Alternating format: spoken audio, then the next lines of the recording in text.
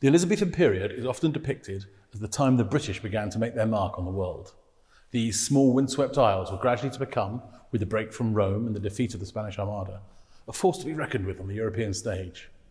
This growing confidence can be seen in the burgeoning of British arts and sciences, especially in the area of cartography.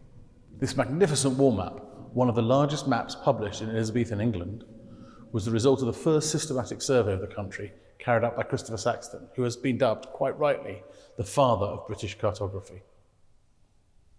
It is likely that Saxton began his career apprenticed as a cartographic draftsman and surveyor to John Rudd, Vicar of Dewsbury, in the late 1550s. Rudd had a passion for maps and was at the time engaged in making a plat or map of England. By the mid-1570s, Saxton had left Rudd's employment and moved to London, where he met Thomas Seckford, Member of Parliament and close friend of William Cecil, who was the chief advisor to Elizabeth I.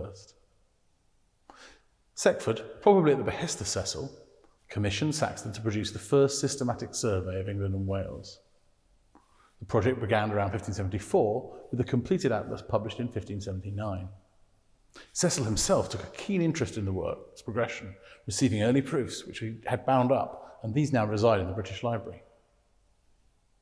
The success of the atlas led in 1583 to Saxton publishing this war map on 20 sheets and measuring over 1.5 metres square.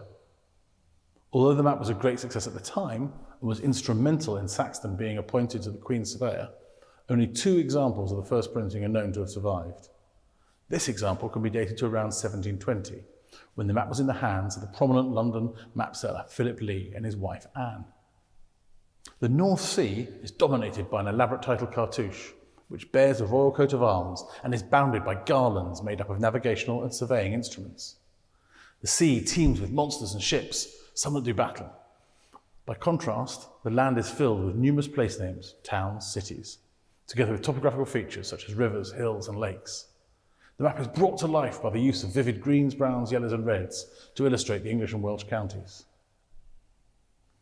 Although the map does not include the name of an engraver, it's generally accepted to have been the work of Augustin Ryther, the most talented of the Flemish engravers working in London at the time, and who had engraved several maps for Saxton's atlas.